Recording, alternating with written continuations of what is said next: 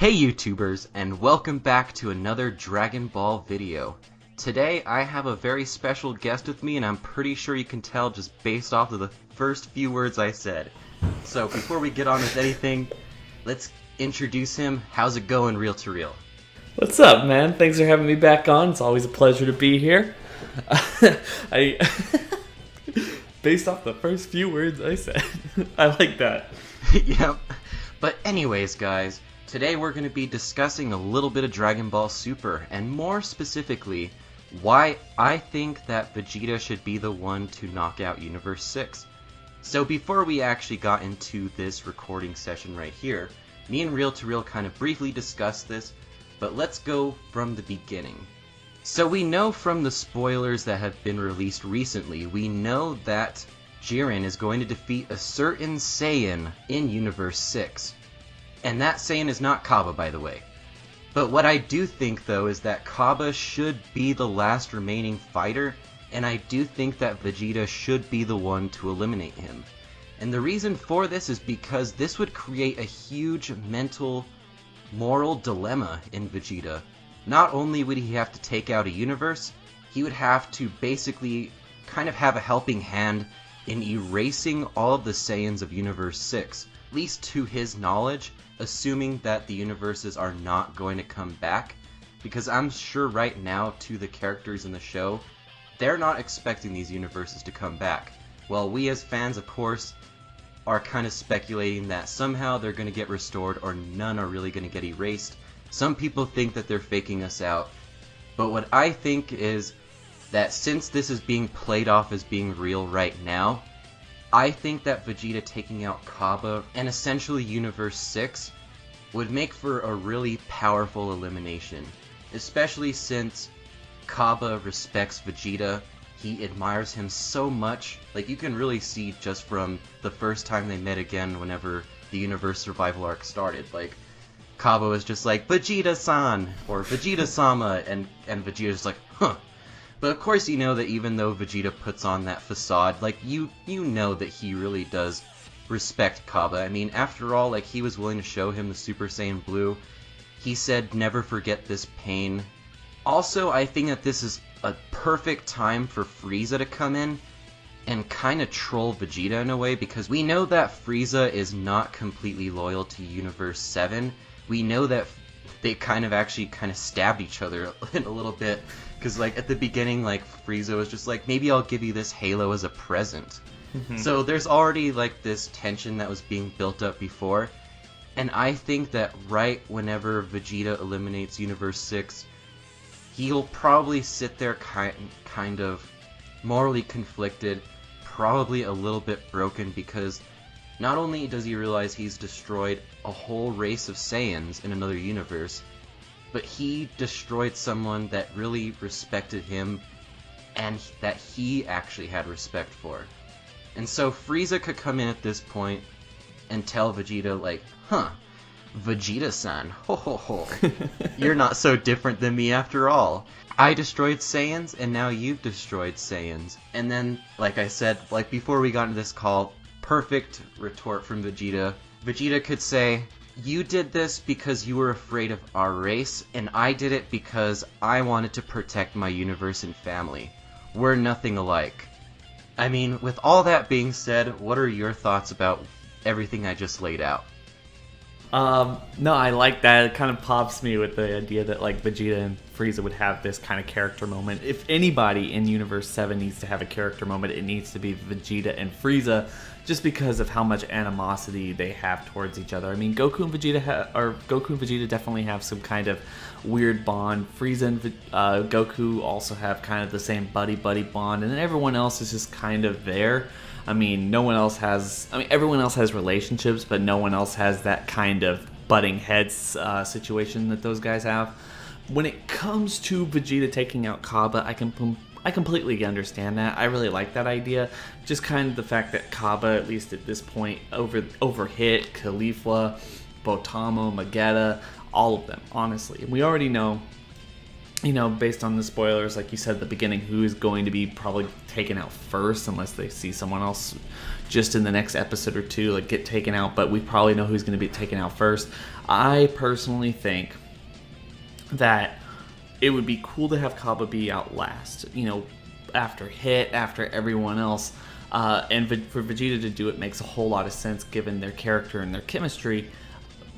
But the idea of Vegeta taking out the entire universe, I feel like you get the same,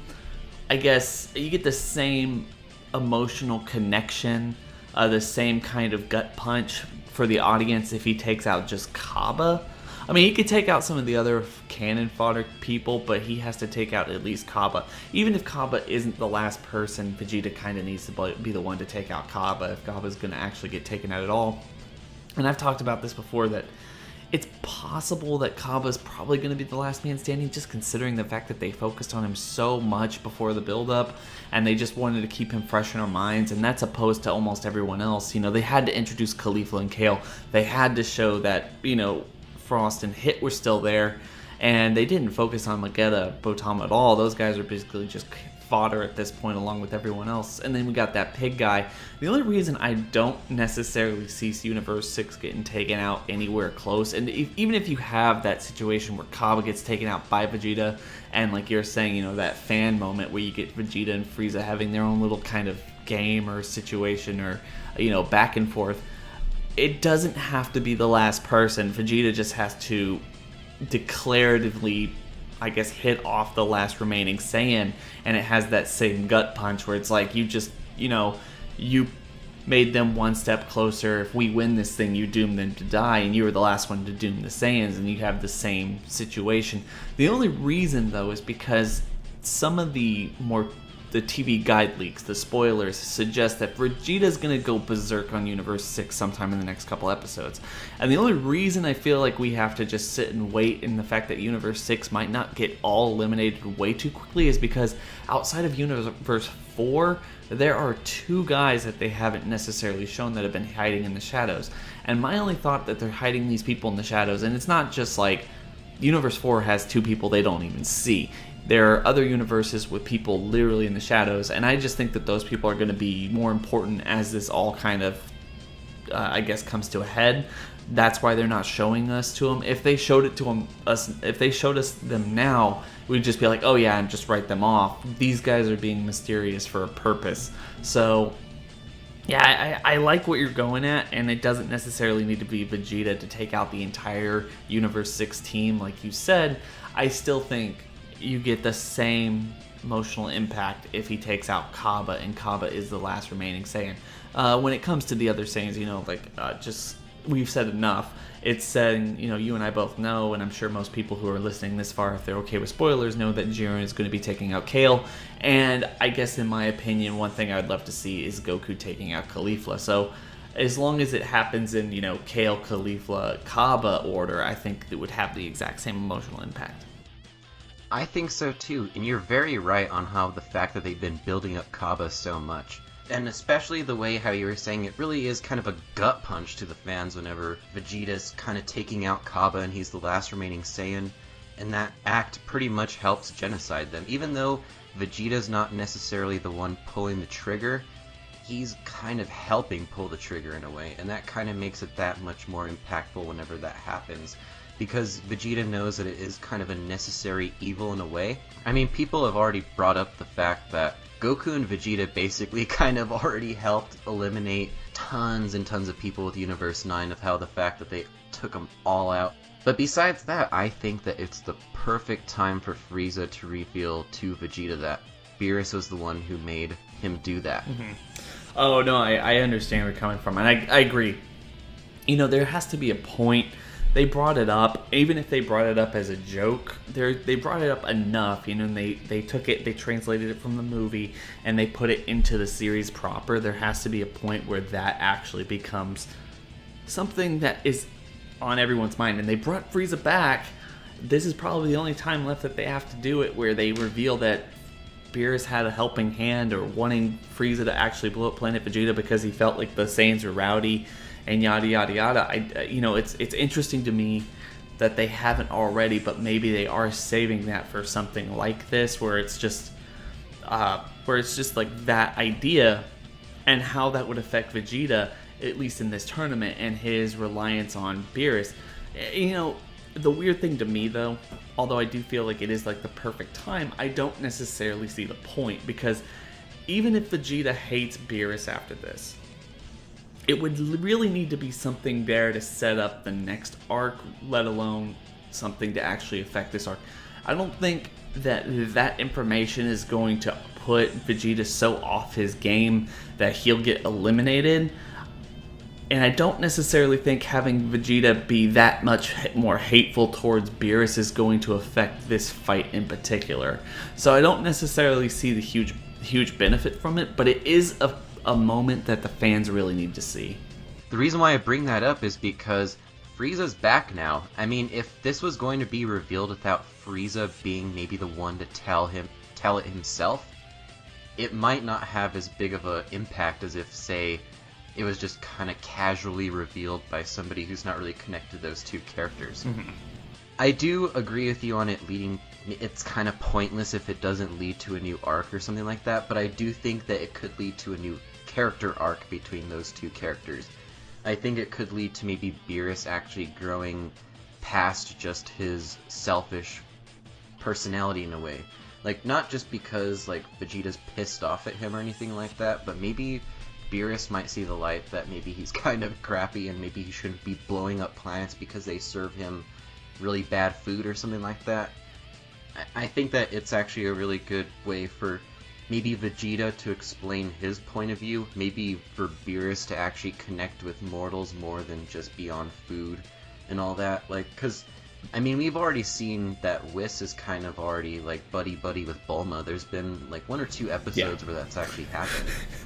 No, I understand. I agree with you. And it would be cool, although we haven't necessarily seen Dragon Ball do this, or Super at least do this, where they introduce something, or they say something that just kind of, they just throw that out there, you know, they throw something into the ether, and you expect that it's going to come back later. And the divide between Vegeta and Beerus would be absolutely epic. In fact, it could lead into some pretty sticky situations in future arcs that I would really love to see, considering the fact, you know, some of the stuff that we saw earlier on in the show, like his complete servitude towards Beerus, and the very fact that Vegeta is so much stronger, even if he understands, and he hasn't seen the Hakai.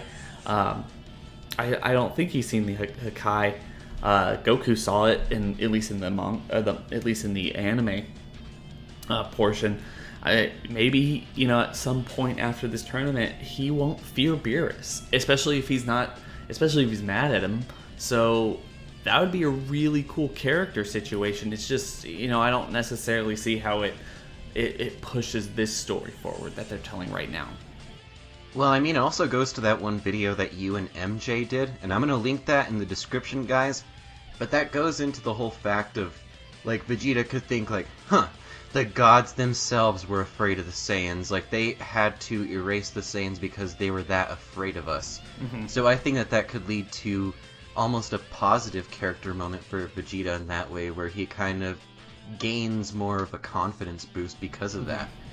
But I think that it would make sense to bring that up again, because Vegeta does have that Saiyan pride, and yeah, if like these gods say that they destroyed the Saiyans because they were afraid of their power, that would reassure Vegeta just that much more, and he might not be afraid of Beerus anymore at that point. Especially like you said, they are a hell of a lot stronger now. Oh yeah, and I really do think at this point, I mean, it's worth arguing that the fact that they could potentially, although the story doesn't allow them, I mean, just logically they should be able to compete with Beerus. So yeah, it would reaffirm, and I feel like there's a lot of mythology they could get into, like you're saying, if they do kind of reveal this to Vegeta and everything else like that. I think it would be really interesting. It would, and there's so many ways that this could go, because even though, like, in my mind, Vegeta might be really mentally broken down from eliminating Universe 6, he might have that confidence boost if he were to learn that type of thing. If he were to learn that the reason why Beerus ordered Frieza to destroy the Saiyans was because Beerus himself was actually kind of taking orders from even higher gods, that they were afraid of the Saiyans' power. So to me, this could go many, many ways, but I still rest by my opinion that Vegeta should be the one to eliminate Universe 6 because it creates that moral dilemma. Like, regardless whether Vegeta feels bad about it or not. No, I understand. I agree with you, and the idea that Kaba being the last man standing makes a lot of sense, and I've always liked the idea that Kaba is going to be the last person with a fighting chance in Universe 6. I just say, and the thing we have to keep thinking about is that they haven't shown us two of the fighters. At least we know they're there. We don't know what they look like, so that's not unintentional. You know, like that is something that they want to keep from us. So if Kaba is going to be the last man out, like you and I are talking about, then I don't see it happening anytime soon, or it's just not going to be the case. I don't see it happening soon either. I'd probably say maybe they're the fourth universe to be eliminated. Like, after they're eliminated, there's 3 universes.